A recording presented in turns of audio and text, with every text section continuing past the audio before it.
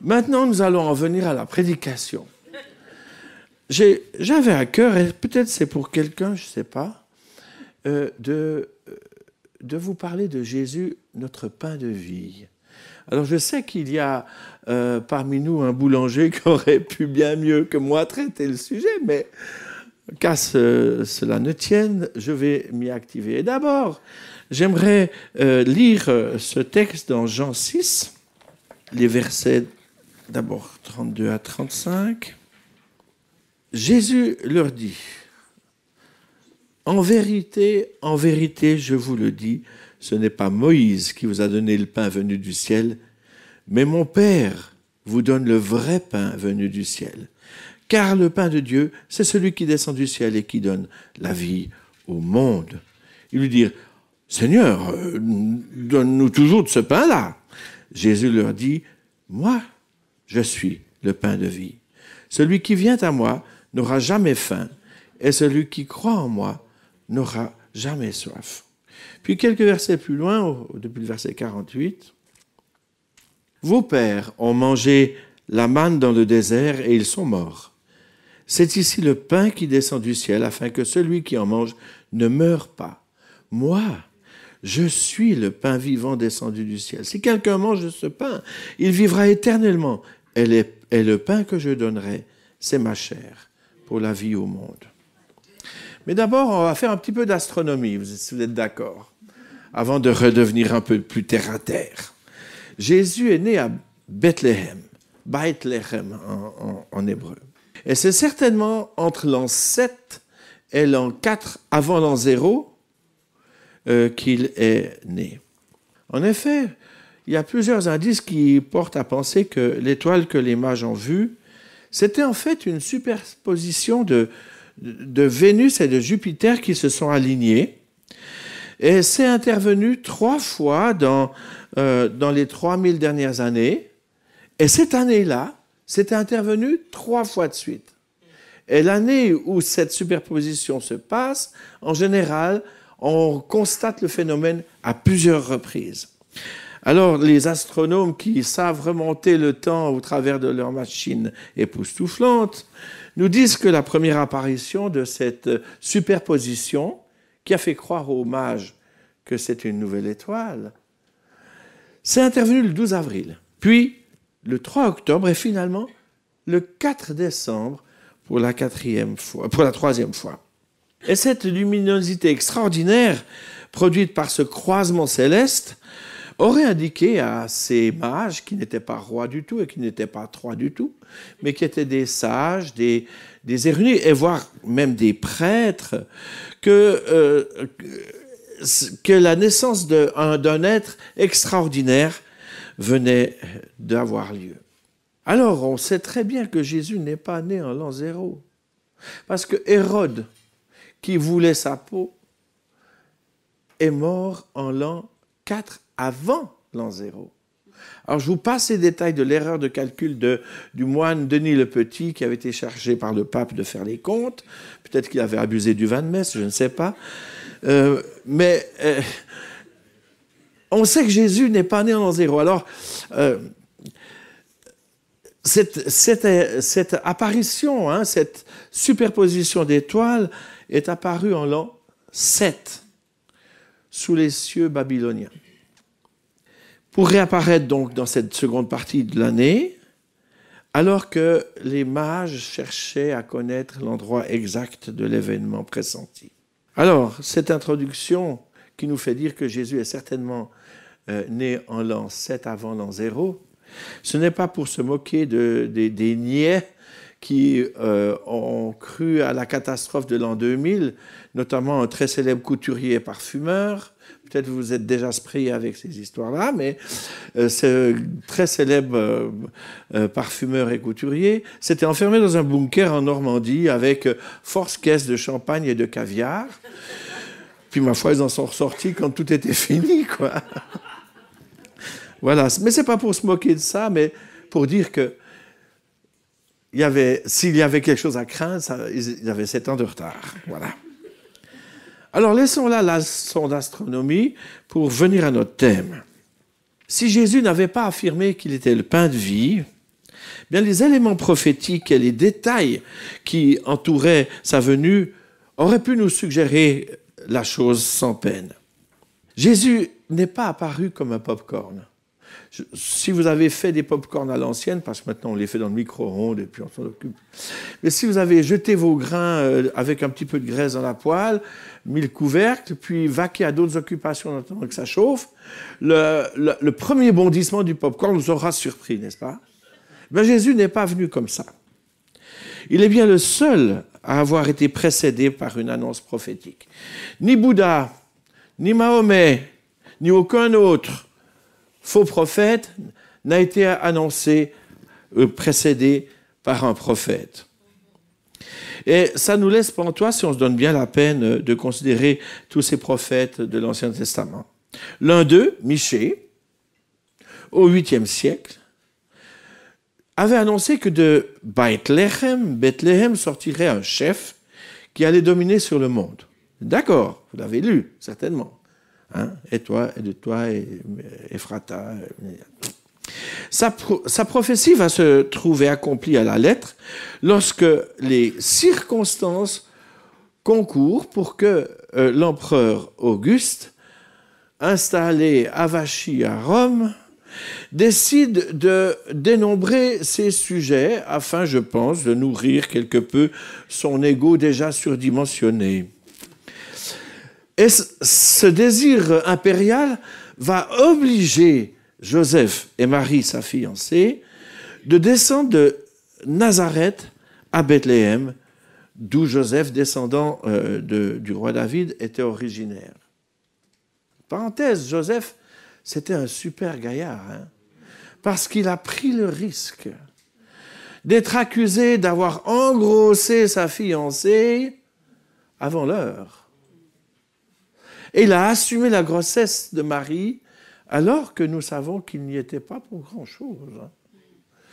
Donc, super, Joseph.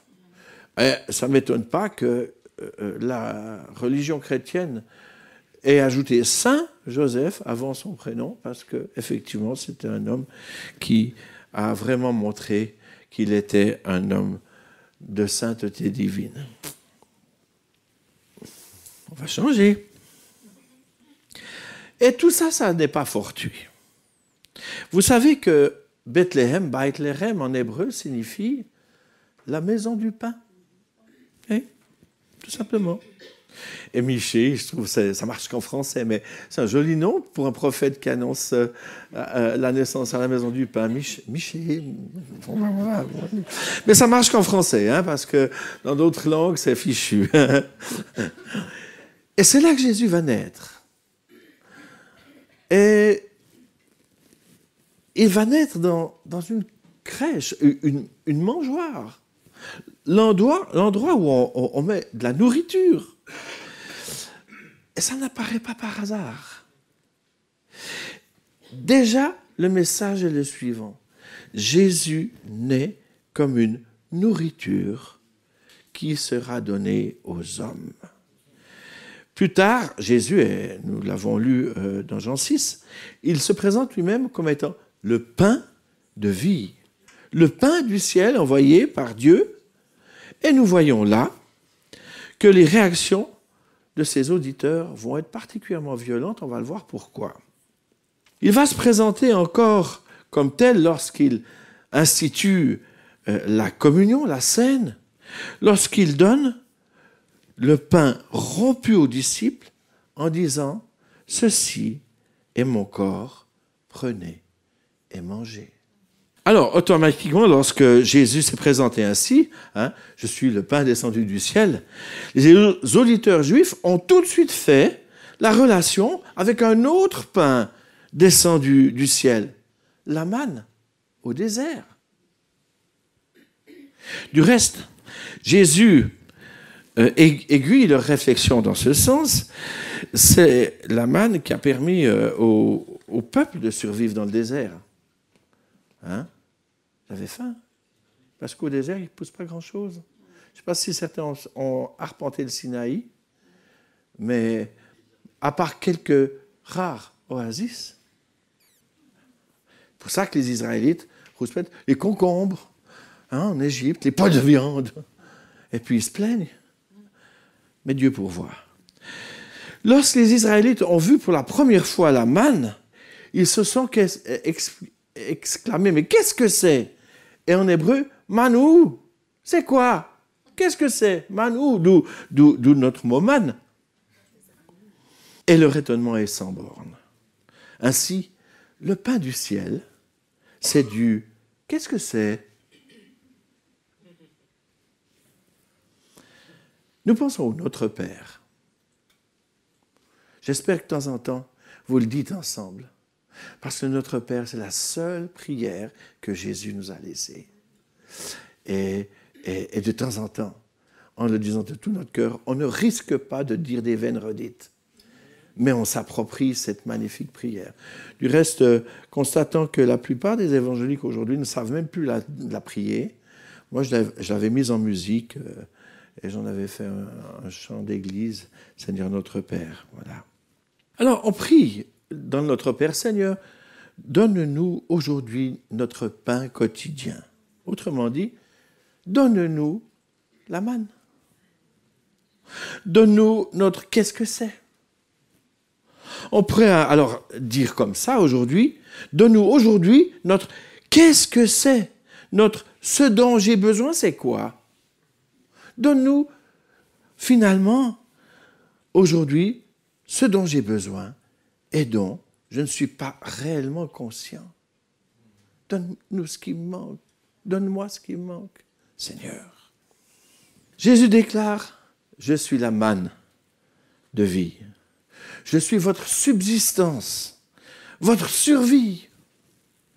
Il a dit, on le lirait éventuellement dans Jean 15, verset 5, « Sans moi, vous ne pouvez rien faire. » Jésus naît dans la maison du pain, dans une mangeoire, multipliant les pains, nourrissant la foule, se présentant comme le pain de vie, rompant le pain de la Pâque, le distribuant en disant « Ceci est mon corps, prenez et mangez », veut dire qu'il est venu pour que nous comprenions que la vie est impossible sans lui.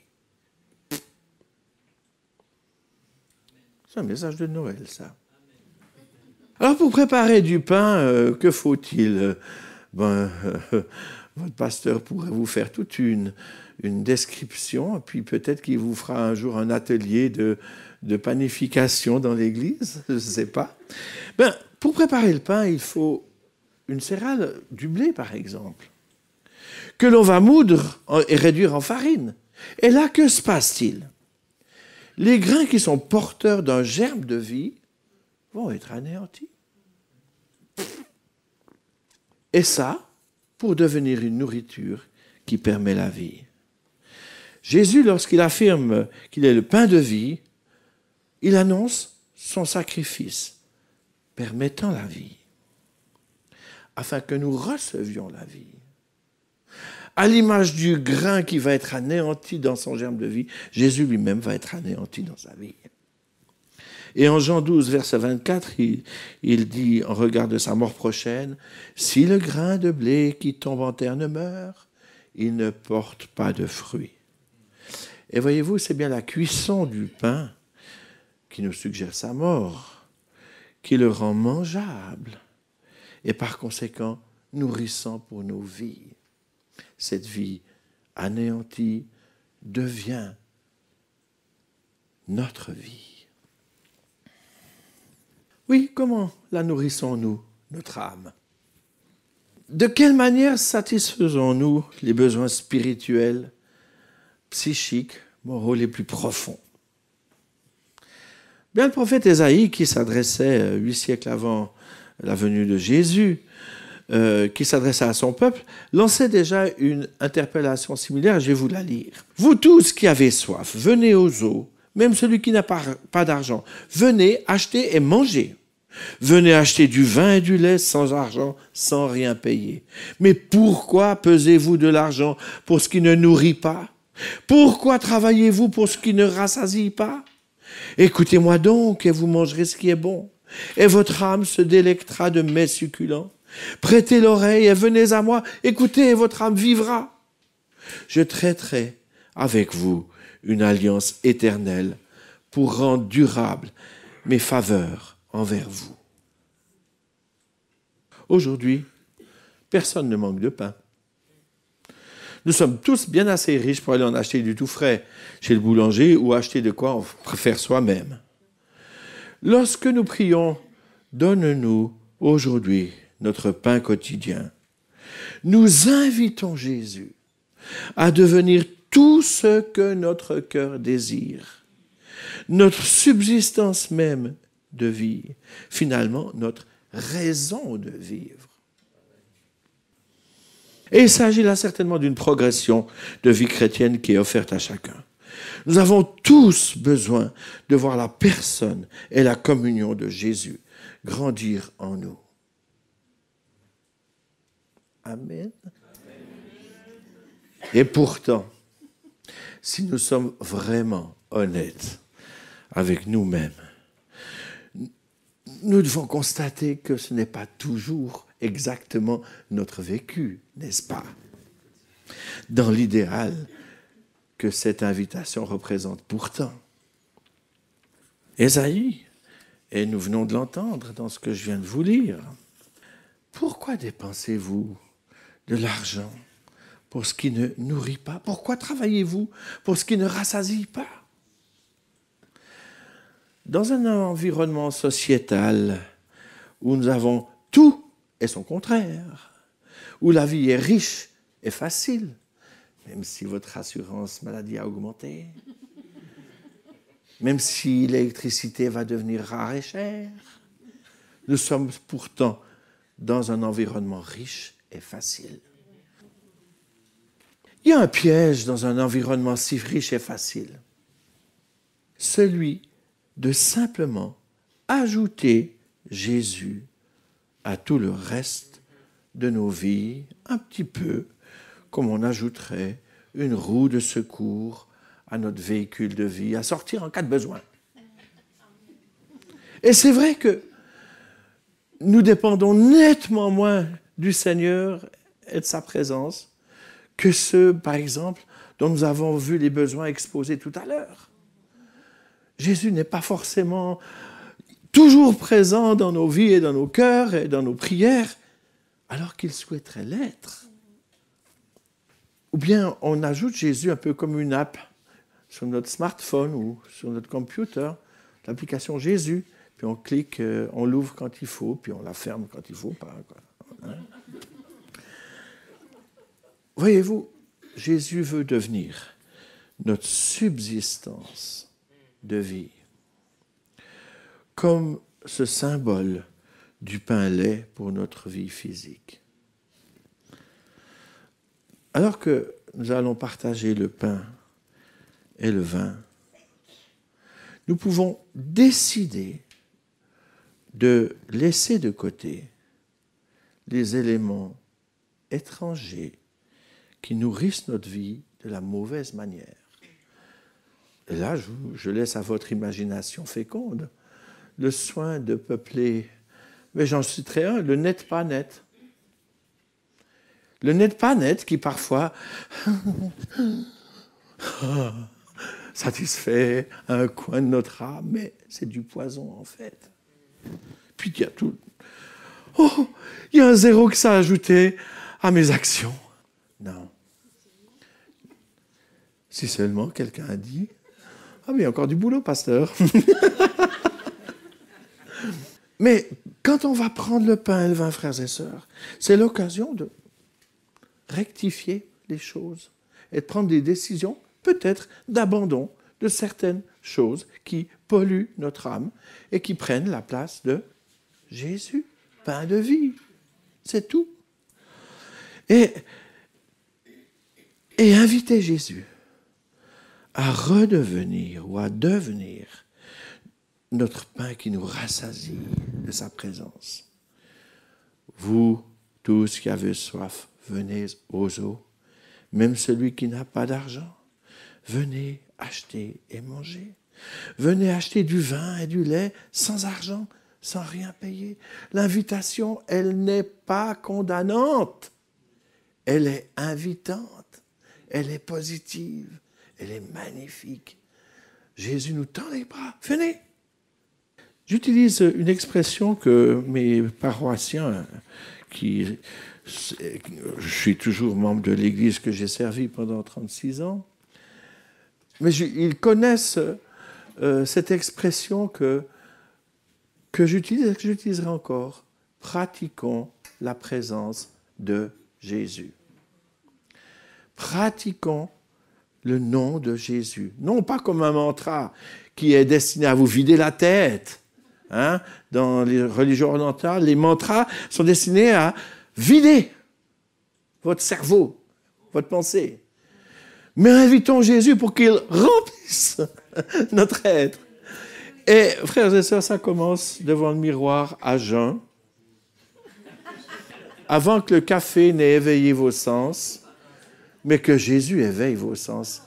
À peine le pied est posé sur la carpette, là, devant votre lit, parce que je suppose qu'il y en a une. Frères et sœurs, c'est peut-être une invitation un peu humoristique, mais elle est néanmoins sérieuse. Parce que Jésus veut notre vie et notre cœur. Et en ce temps de Noël, au lieu de se remplir de toutes sortes de choses, certes la dinde c'est autorisé, hein, mais remplissons-nous de la présence de Jésus. C'est le viatique pour nos vies, c'est l'assurance de la vie éternelle. Jésus veut être notre subsistance au quotidien. Seigneur, merci parce que quand tu es venu sur cette terre, tu n'es pas venu nous apporter une philosophie. Tu n'es pas venu nous apporter une explication dans la cosmologie. Tu n'es pas venu pour remplir nos têtes de bonnes pensées et nos actes et nos mains de bonnes actions, mais tu es venu pour prendre possession de nos vies afin d'y vivre et d'en produire ce que tu as destiné que nos vies deviennent. Jésus, nous voici. Nous sommes devant toi. Ce matin, moi aussi, je te dis, Seigneur, je veux que tu deviennes encore plus mon pain quotidien, mon pain de vie, ma force, l'énergie dont je retire la subsistance. Alléluia. Merci, Seigneur, de permettre à chacun d'entre nous de renouveler ses vœux de baptême ce matin et de reprendre contact avec ce pain de vie si bon, si frais, si goûteux, afin que nous puissions en vivre et faire vivre autour de nous. Pour ta seule gloire, Seigneur. Alléluia. Amen.